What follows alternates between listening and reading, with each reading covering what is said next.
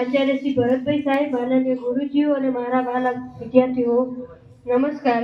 આજનો દિવસ ખુશી અને દુઃખીનો બંનેનો છે। ખુશીનો એટલા માટે કે આપણા જીવનમાં ભવિષ્ય તરફ વધી રહ્યા છીએ, અને દુઃખીનો એટલા માટે કે જે શાળામાં આપણે એક સાથે ભણ્યા મોટા થયા, શાળાના મિત્રો, જ્યાં શાળાના શિક્ષકો મળ્યા, અને એવા શાળા શિક્ષકો અને મિત્રોને આજે અલવિદા કહેવાનો સમય આવી ગયો છે।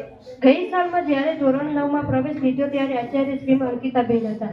ત્યારે ક્લાસ ચાલુ હોય ત્યારે સાહેબ કે બિન ન ધ્યાન ન આવે એવી રીતે કરેલી મિત્રો સાથે વાતો મને હંમેશા યાદ આવશે। અંકિતાબેનનું અંગ્રેજી યાદ આવે છે। તે પહેલા તો બહુ જ કઠિન હતું, પણ હવે બહુ જ સરળ બની ગયું છે।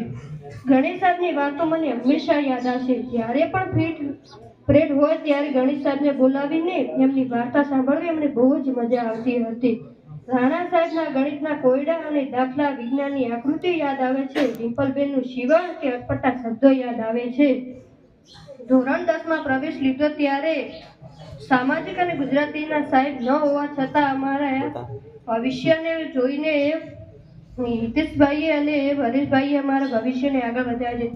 જૂજ વર્ષો પુરાની દોસ્તી તૂટશે આજ, અમારી મનગમતી મહેફિલો છૂટશે આ અમારી, તમને મળવા આવીશ ત્યારે ધીરજ ખૂટશે મારી, કેમ કરીને ભૂલશું આ શાળા અમારી। જે મિત્રો સાથે ક્લાસમાં કરેલી વાતો, મિત્રો સાથેનો ઝઘડો મને હંમેશા યાદ આવશે। દોસ્તી છે 2 મિનિટ માટે, ઝઘડો તો 2 મિનિટ માટે સાથથી પણ થઈ જઈએ છીએ। દોસ્તી સાથે કરેલો નાસ્તો, દોસ્તો સાથે કરેલી વાતો મને હંમેશા યાદ રહેશે।